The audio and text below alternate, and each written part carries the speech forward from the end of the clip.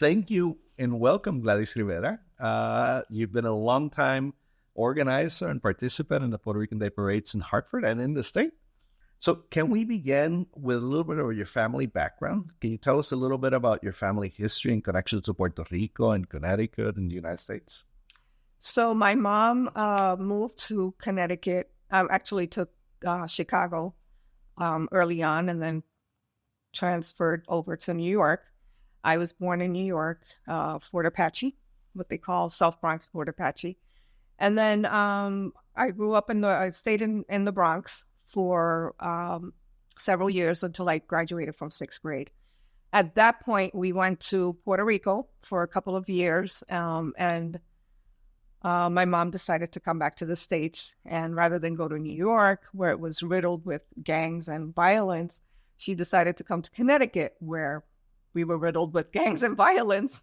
I graduated at Hartford High in 1977. And during that time was when I became very aware of and involved in my community. So when I was in Puerto Rico, oddly enough, I was shunned and ousted because I did not speak Spanish at all. And I made it my point to learn more about my history, get to speak Spanish. And by the time I came back to Connecticut, I did. But I had a very interesting teacher called her name was Mrs. Pleasant.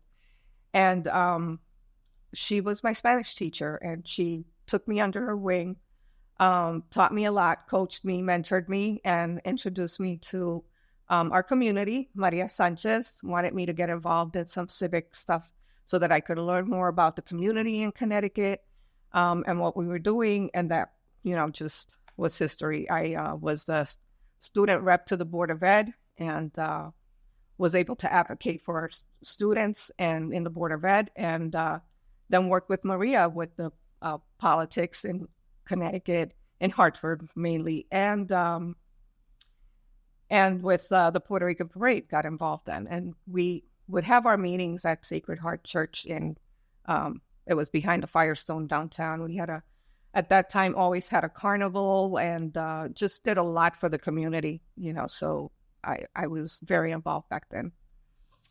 Can you tell me a little bit about where did your family arrive to Connecticut or migrate to Connecticut? We came to Hartford. Yep, we came to Hartford. I grew up in Frog Hollow, Wadsworth Street, had the little Cubanitos market on the corner. And actually, there's a mural of me on Park Street on Cedar and Park. And I moved into that building when I was in my senior year of high school. My sister lived there, which is ironic that mural is even on that building because it was so long ago. But that's where I grew up. I grew up in the Frog Hollow area, advocating for the Latinos. I got involved with La Casa de Puerto Rico, Connecticut Puerto Rican Forum at that time, and the Hispanic Health Council, because, of course, Maria was influential in that. And then, of course, with the politics and getting her involved. And one of our missions was to get the Puerto Rican vote and get Latinos into key positions that they can help us better, because it was very difficult back then to get any of the benefits that we wanted, we deserved. And the caveat of it was we had a fire in one of the buildings in the North End, and we lost a child. And there were no Hispanic firefighters or anybody that spoke Spanish. So the kids that did get out were telling them that they were somebody else in there, and nobody understood. So that was tragic. And that's when activism got really, really heavy here. We wound up, because I was part of Hartford High and the Board of Ed, and worked with Maria Sanchez, and we just united to make sure that we were able to get Hispanic and Puerto Rican leaders or firefighters and police officers in positions that they can better advocate for us and take care of and understand, if anything happened. What year was this?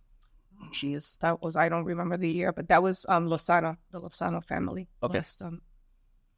Julio Lozano was the child that we lost. But a lot of my classmates wound up being in that first class of firefighters and police officers, which was great. Let me ask you a little bit about you've been involved in this history for a long time, 70s, 80s, 90s, Yeah. 2000s.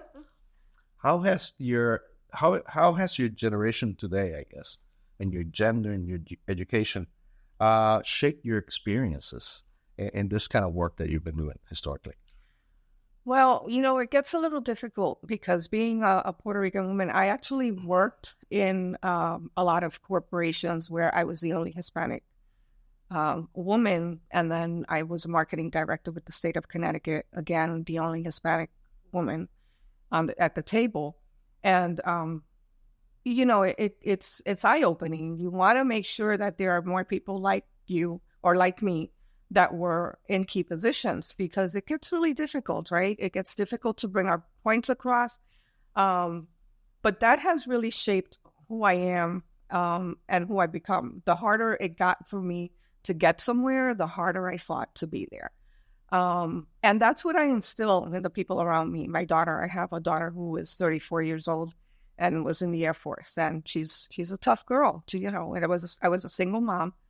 But that's important. It's important for us to kind of make sure that we have a presence, that we have a seat at the table.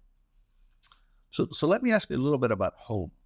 So home, in some ways, it sounds to me, was Chicago, New York, but mostly Hartford. So my mom moved to Chicago, but my home was New York for my younger years, and then Hartford. Puerto Rico, I was there for 2 years.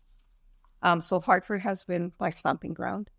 I did kind of battle going back and forth to New York. My daughter was born in New York, so I did work for Marine Midland Bank in New York for about 15 years. That's where I started my career, built a wonderful career there, then moved to Connecticut when I had my daughter, because I didn't have a babysitter in New York, and, mommy was here. So it just made it much more easier to be here. But home has been here. And then I did move to Puerto Rico in 2017, bought a house, and was caught with Hurricane Maria and wound up back in Connecticut. So Connecticut is my home. And Connecticut will not let me leave. When you arrived to Hartford, what kind of, or today, what kind of neighborhood did you settle in? So like I said, I settled in the Frog Hollow area, which was Park Street. And there were a lot of Italians. So the Franklin Avenue area was all Italian. The upper part of Park Street was Portuguese. And then we had the middle area, we were kind of in the middle of everyone. And that was mostly Puerto Rican. Park Street at that time, most of the businesses on Park Street were all owned by Puerto Rican business people. That was an advantage back then. That was a huge advantage because we had a lot of support from the community itself to get things done that we needed to do. So I want to go back to an earlier comment that you mentioned I thought it's really important. It's this question about that fire situation. So when you're thinking about key issues that the Puerto Rican community has faced here in Connecticut, particularly during your earlier years, how did people strategize to address these? Well, that's a good question. We would all just meet, in the basement of the church and figure out what the issues were in our community. First of all, English as a second language was huge. We had a lot of people migrating from Puerto Rico who did not speak English, and we wanted to make sure that they had an easy into the community. So Maria Sanchez advocated for the ESL, and she had a great group of people, as part of the group. The churches were very influential also at that point, it was just working together to get things done. It was having the means and for people to migrate from Puerto Rico to be able to have a good quality of life when they got here, and that they were accepted. How much were responses or strategies shaped by the conditions on the ground? In other words, when you organize people, how did the responses from the city or the government, how were those shaped by the activism or the organization in the community? Well, that was huge because there was a lot of pushback, right? Definitely a lot of pushback. Like I said, I kind of cringe when I say this, but we've always been run by a white man's world, right? So not only being Latina, or Boricua being an issue, it's like, you're a woman. And we had a lot of women activists way back in the day. We managed to get Maria Sanchez into being a state representative. We had a lot of local leaders in as city council members, and that was our goal, to make sure that we had leaders in key positions so that we can, make sure that they understood that we were a part of this, that we could get the work done. And it was effective. Maria Sanchez and the group. Juan Fuentes también, Luis Ayala was one of the first city council members who I met and worked with on his campaign. It was incredibly important for them to strategize and make sure that we not only got those key positions, that we had an agenda, and that we would follow through with that agenda. What about Puerto Rican island politics or sensibilities from the island?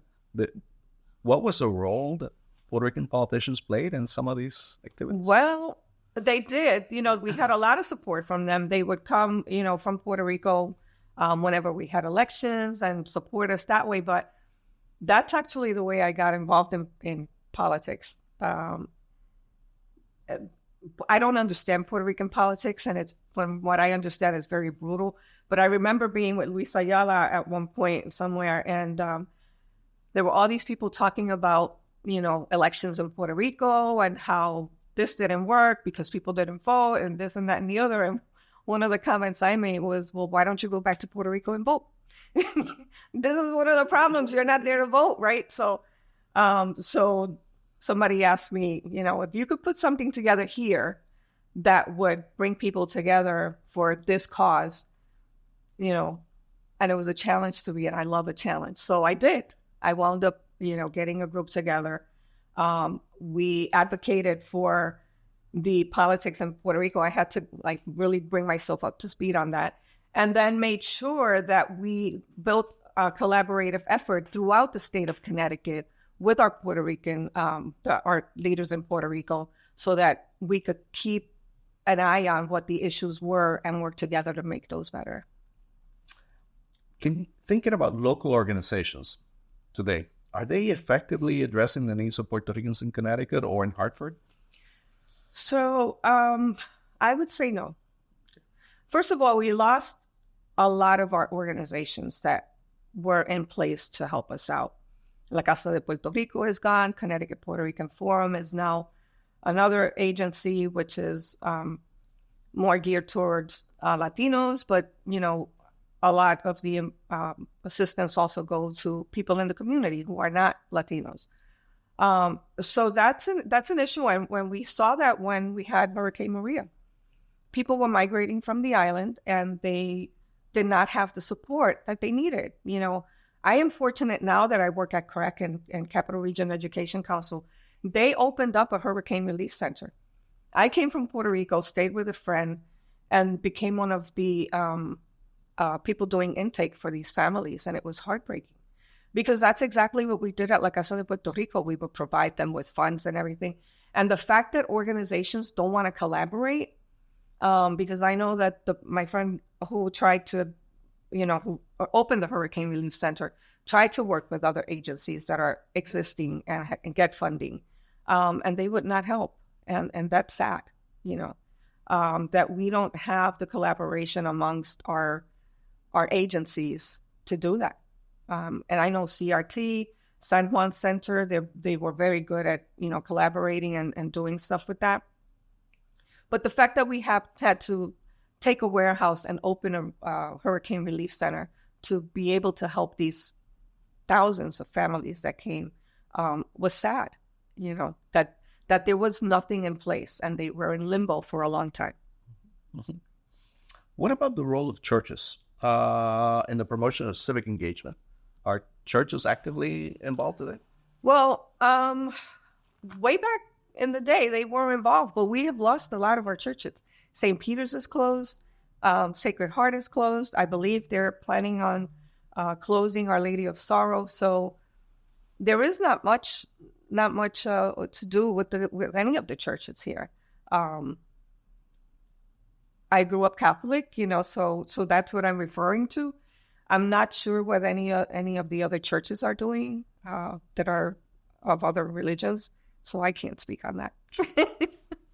How did these other organizations shape? And I have a list here of the Spanish Democratic Club, the Puerto Rican Parade, like I said, Puerto Rico, San Juan Center, the Hispanic Health Council, the Sacred Heart. How did these organizations in the past shape some of the civic engagement that we are not necessarily experiencing today? Right. So, I think there was just one person. I'm going to keep referring to Maria Sanchez, but she was key in getting the funding for these organizations to be able to run. And they each had a specific role in the community. Of course, the Hispanic Health Council with their health issues. Casa de Puerto Rico was the place where people from Puerto Rico can come, and that was their home. That's where that was their clearinghouse to come into Connecticut or Hartford, let's say, and be able to navigate the system so that they can get whatever assistance they needed. Not having those agencies nowadays makes it challenging because, and it was cultural, right? We managed to make sure to let them know that this is your home. We're all Puerto Ricans. We're here to help you. And it was more like a family type of thing. It's very hard to find that now. Everybody's scattered. It's hard for us to promote our culture when we don't have that. We don't have a base for that, right? Because CICD and the Puerto Rican Parade do an excellent job in organizing the Puerto Rican Parade. And now they're doing even a better job with putting together educational things for our community. But the community doesn't navigate towards it, right? So it's very difficult. Back then, I guess there was a need and people didn't have where to go. But now people just come to Connecticut and, they have a home, they build a home and that's it. So it's a lot easier to arrive to Connecticut. It's a lot easier. And it's because the path-breaking work that prior organizations have. Well, and they come here because they already have family, right? People are already established. They don't have to come here to establish anything. So I think that was a challenge back then. People did not have anybody here. They didn't have any family. So they would just come and they would go from state to state because a lot of, the people that I know went from state to state until they found a niche. And Hartford, did have the capacity to do that because we kind of build our Puerto Rican community. How has your thinking about your identity as a Puerto Rican woman been influenced by interactions with other Latinos, African Americans, whites? Oh yeah, like I said, I grew up working for banks and insurance companies, and I worked for the state. And like I mentioned before, I was the only Latina, basically on the staff, and with a high position. And, my goal was to try to get as many people in there as I could. But definitely the influences that I got in working with Maria Sanchez and Juan Fuentes, who was like my godfather also, Luis Ayala was my closest friend. They all kind of gave me the basis. They were protectors, It's like way back then, it's like, it was so hard for us to get in trouble because I could hear Juan Fuentes saying, "Mira, coge pa tu casa, voy a llamar a tu mãe." It's like he would call my mother and tell her where I was. So we all took care of each other. So that kind of shaped me, and I wanted to be like them, right? I wanted to be able to do things for people, and that's where I get my civic duty and warrior from. And I worked with a lot of, like the white people that I worked with. I had great mentors, and if they didn't believe in me, and I worked hard, I was a good worker. I worked hard. If they didn't believe in me, I would not be where I am. And with the Puerto Rican Parade, they, gave me a home, and I literally grew up, with the Puerto Rican Parade. I was started in the 70s. when I graduated from high school, and am still involved. It's 30 plus years later. So their support, their love, that family, because I grew up with my mom. She was a single mom, so I am proud that I turned out the way I am with all the challenges that we had way back then. And if it wasn't a welcoming community, I don't know where I would be at this point. So thinking about your history with the Puerto Rican Day Parade, it was originally created as a sort of voter mobilization organization, right? Maria Sanchez was trying to register people to vote and to get people to vote, and also to show in some ways the political power that Puerto Ricans could potentially wield or could wield. Right. How has that changed over time in terms of the relationship between the parade and political activism? So I don't know when that changed. It's very difficult to see when that changed. I know that because of all the issues we had in our community, we wanted to get people in key places so that they can advocate to get funding for the programs that we needed and be able to move forward. And the goal was, we needed to vote, right? We needed to get Maria Sanchez in as a state rep. We needed to get Eugenio Caro in and Luis Ayala as city council members. So at that time, that was our goal. So we needed to register people to vote, convince our community and the Puerto Rican community that we needed to get people in those positions. And it was huge. People did come out and vote. As we transition, I don't think we do such a good job in educating our community on how important it is to vote. And because politics is messy, right? Politics is very messy. So people see the negatives of it, and that's what stays. And, Hispanics, Latinos, we're all about the heart, right? And if we don't feel that it's benefiting us, we're not going to go out there and vote. So it's very difficult nowadays to get anybody out to vote. So how it transitioned into being more of a community based event rather than voting, I have no idea. I can't remember how that happened, but it happened. And, like I said, politics is messy. So it gets to the point where you have a decision as to whether you want to continue giving the community an event to be able to promote the pride and the culture in our community, or you want to continue fighting through the politics, right? So has the parade and its organization been subject to or target of racist political attacks or other attacks based on the fact that it's a Puerto Rican parade historically? Every so often we do, especially when we have to go to the table and it's time for us to go to the city for funding and sit down and have our meetings, because it's a huge endeavor, and what people don't understand, I see the comments on Facebook and I cringe because we don't get funding from anywhere. CICD does not get funding from the federal government. The city actually helps a little bit, but a lot of the funding is raised by the organizers, and they do all the work. And you have a committee of maybe 6 to 15 people, depending on how many board members they have at the time. So, it just gets difficult to coordinate that. We have noticed that before the 1990s, politicians from Puerto Rico were either frequently invited or participated, and that seems to have sort of faded away. So that faded, and actually I was part of. It's like you invite them and they don't come, right? I think I don't know why they don't come, and maybe it's because there was more of a need back then, and there was a closer relationship on how the politics in the States and Puerto Rico worked. But I actually went to Puerto Rico, and I was actually on the board of the National Puerto Rican Parade. I was with New York at one point also. So we would take a trip to Puerto Rico with the National Puerto Rican Parade, and the coalition from Connecticut. They would invite us, and we would actually meet with the different, the political parties. and bring them invitation letters. And, unfortunately, we're not in the habit to pay for somebody's trip to Connecticut. And so maybe that's what weaned it down. I have no idea how it happened, but they were invited. They decided not to come.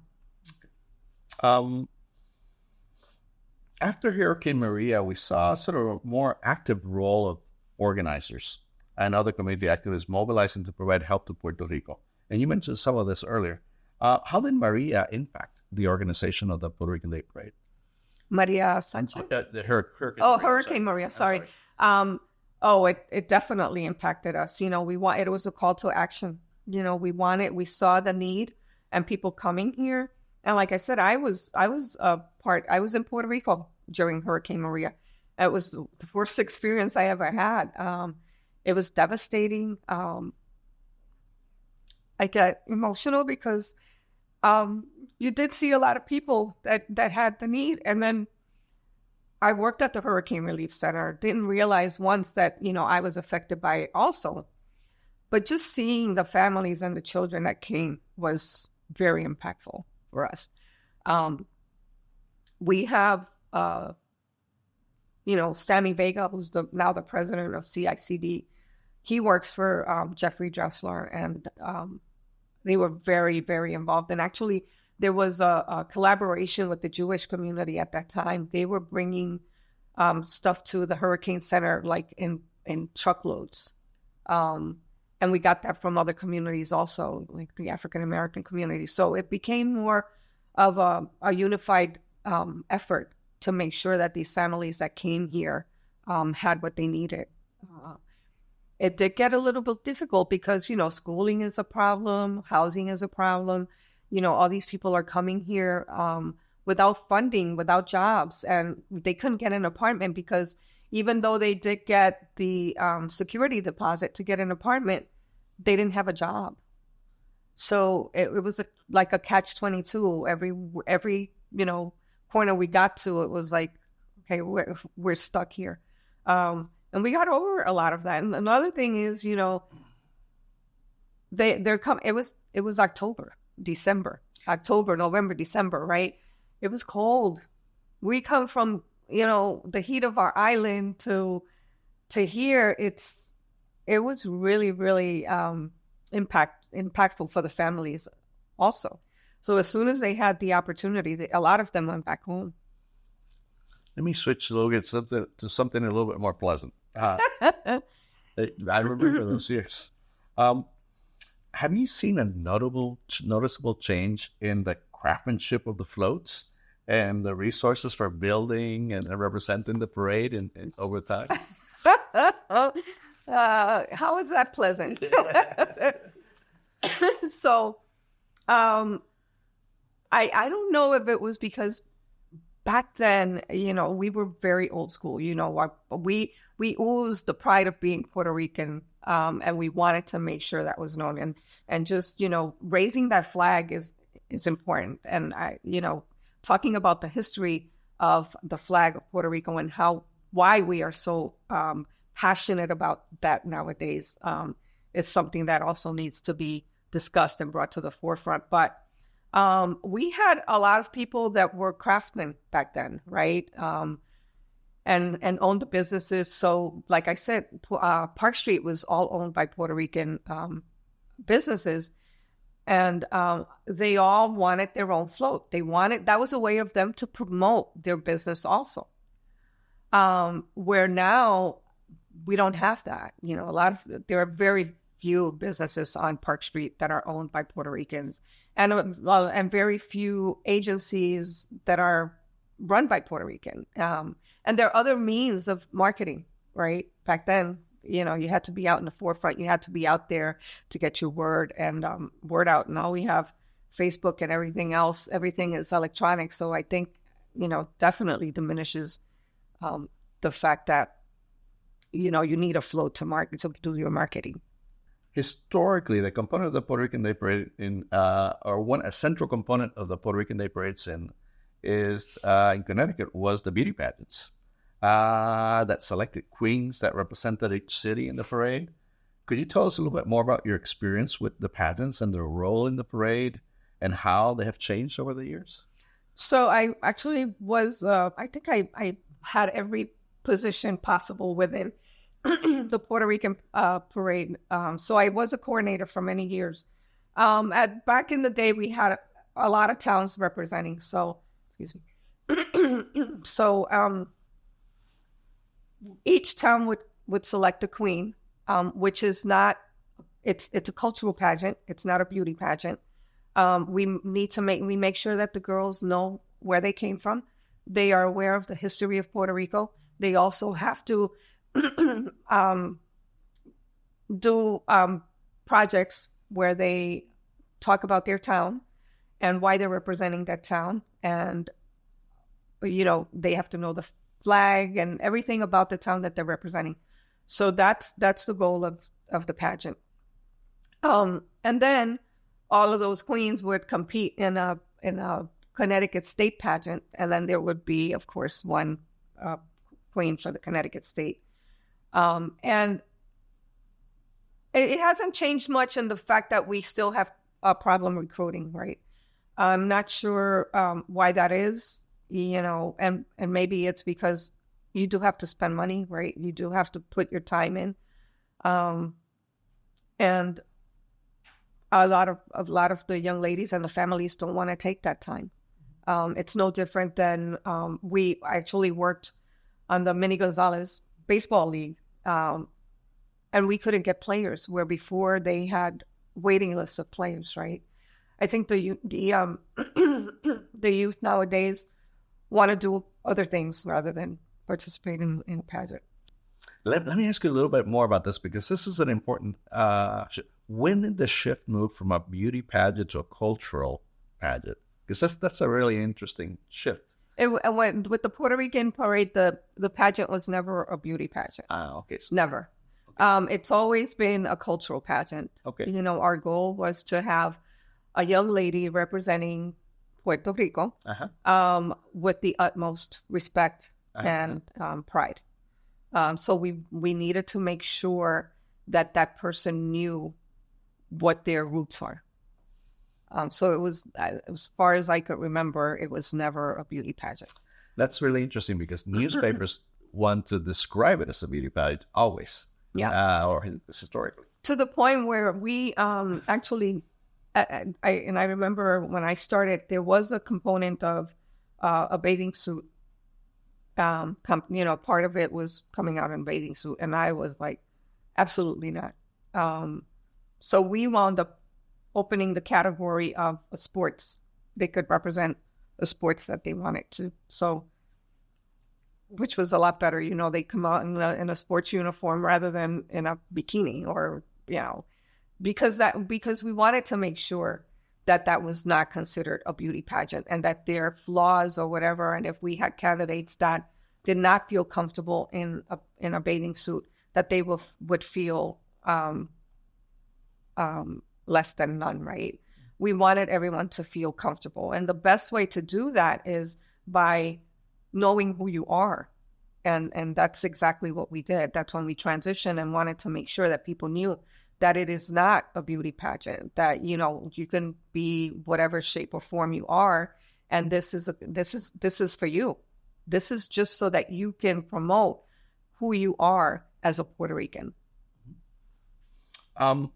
In terms of numbers, in your opinion, how many people historically can never attend the Puerto Rican Day Parade or participate? Oh, geez. Thousands. Thousands. I know we would go anywhere from between 10 to 20,000 people. And more, depending on who the artist was. Way back in the day, we had money to be able to bring really, really good artists, because they didn't charge as much either, right? Or they were just happy to come and represent the island of Puerto Rico. It's much more difficult now, because the fees of these artists are like outrageous. We can't afford that. So, but there's still a lot of local artists that people want to see. On that note, what are connections between Puerto Rican Day parades and other activities or parades in Puerto Rico? When you're organizing the Puerto Rican Day Parade, do you see any connection? Well, there has never been a Puerto Rican parade in Puerto Rico, believe it or not. This year, there's a campaign called Junta Boricua, and they are organizing the first Puerto Rican parade in Puerto Rico, which is great. And the Connecticut Coalition is part of that. I happen to be an ambassador for Junta Boricua, and I'm so proud. Unfortunately, I will not be able to go to this historic event, but there really hasn't been. But what we do compare it to is La Fiesta Patronal, right? So we want to show that pride and that joy and the music and the food and everything that we have to offer. So that's what we compare it to, La Fiesta Patronal in the towns. And way back when we started, we invited a mayor or a politician from Puerto Rico, their town would be honored. So they would actually bring a float, they would bring their bands and everything else. So it was huge. How have you felt over time about the press coverage of the Puerto Rican Day parades? Media is media, right? They're always going to have their own spin on everything. And they could never find the good things about the events, right? Puerto Rico, whether it be the Puerto Rican parade or anything else. There's always a negative. So you have this wonderful event where people are at the park with the food and it's a family event. And then all you see the next day is that there was a shooting in the North End, which is nowhere near where we are at. So I can't really speak about why they do that. It's news. It's what they feel is going to capture people's attention, not the fact that you had 20,000 families gathering, promoting their pride and honoring Puerto Rico. Can you tell me a little bit more about the idea of having multiple parades throughout the state? So you have a Hartford parade, there's Meriden parade, or historically there's been a Meriden parade, and other parades throughout. We used to do that when we had the state chapter, and it was more like a lottery type of thing where we would, probably pick a name or sit at the table and decide who was doing the parade next. It is very expensive and it's very challenging. And as people get off move away, right? Like I told you, West Haven, Nelson Cruz. Nelson moved to Florida, that disbanded. And as people did not want to organize their parade in their town, then that stopped. And it gets expensive. And when it comes to politics, right? Some people don't want that in their town either. They don't want the noise. They don't want the whatever they think it is without knowing what it is. So it's very difficult to have a parade in every town. It's challenging in Hartford. Every year we have to go to the table and literally beg to make sure that this does not go away. Last year was extremely challenging. Like even before, I know CICD had to change the date of the parade because of the fallen police officer. And but even before that, they were negotiating with the mayor whether they not have a parade. And what they wanted to do was they wanted to just do the festival because they want to contain there is a lot of turmoil throughout the city, which has nothing to do with the parade. It's just people who are not even from Hartford and come in with their bikes and their cars and start doing wheelies all over the place. But so they sat at the table and they were like, we want you to just have a festival. And I sat there and I was like, Sammy called me and I did go to the meeting and I was like, the name of the organization is CICD Puerto Rican Parade. So why are we even here? It's not happening. So back and forth with dates, to make sure that I said, I don't care when you have it, you're just going to have a parade and a festival. So just pick a date. And that's what happened. But then every year it's a challenge. Every year it has been. The concern is because, it's a lot of police power. It's a lot of police power. Fire department gets everybody that has to do with public safety is on board. And that's challenging for the city. A lot of cities don't want that. So, we just, every year, we fight to keep it going. Is there a question that I have not asked you? That's something that we need to remember about the parades, or something that the viewers should sort of know about the parades? Well, I just want, it's very important for us to continue passing the torch, right? We've talked about this. I was fortunate that I had a lot of people behind me, when the time came for them to kind of step back. And they did. They literally, when I say step back, they dropped off. They were not at the table. They were, but I knew that I can always count on them and call them if I needed anything. Another thing is that every time they saw that there was an issue with the Puerto Rican parade, either being canceled or not having money, it's like, Gladys, tú tienes que hacer algo. I was like, okay, here I go. So, back to because I tried to retire several times and it didn't work. And I just decided, you know what? I'm just going to stay until I can find somebody that I can do what they did, right? When they felt comfortable that I was always here, that I was going to be in charge. And if I was called to action, I was going to do it. And I stood with the Puerto Rican parade until I felt that was the case, right? I would not let it fall. I remember coming back and having elbow surgery, and I got a call from Juan Fuentes, and he's like, I hear the Puerto Rican parade is canceled this year.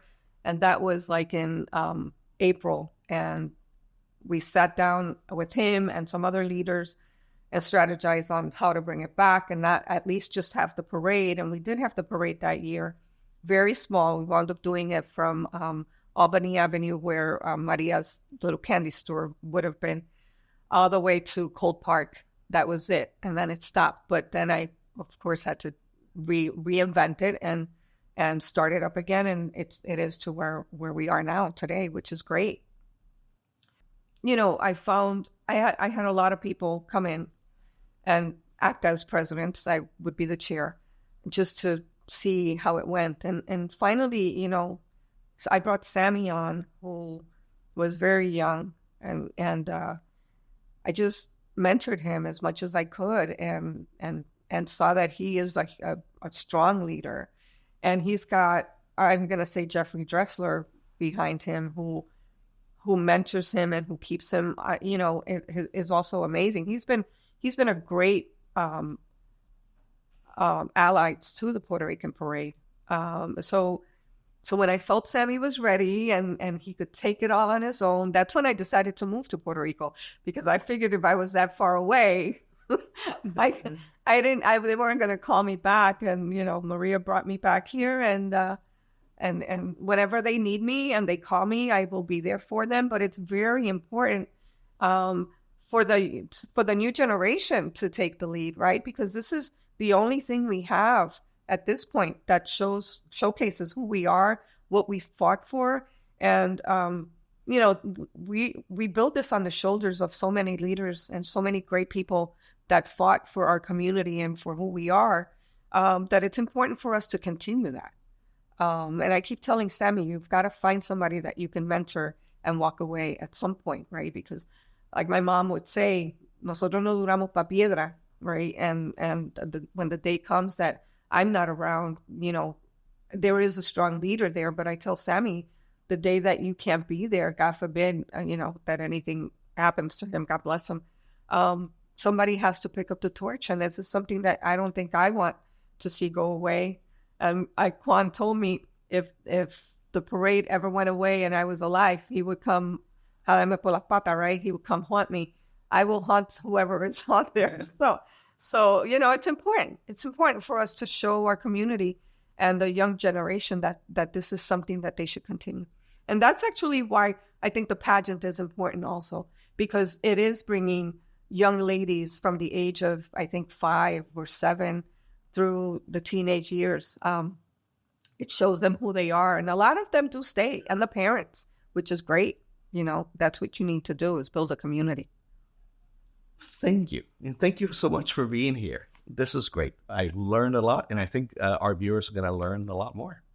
Thank you. Thank you all for doing this. This is something that has we've wanted to do for a long time, but because of, you know, time and we not knowing where to go and how to start this project, we haven't. So I thank you so much for keeping our legacy alive, right? And making sure that that is passed on to everyone else. So I thank you and your staff for doing such an amazing job and keeping us all together. Thank you.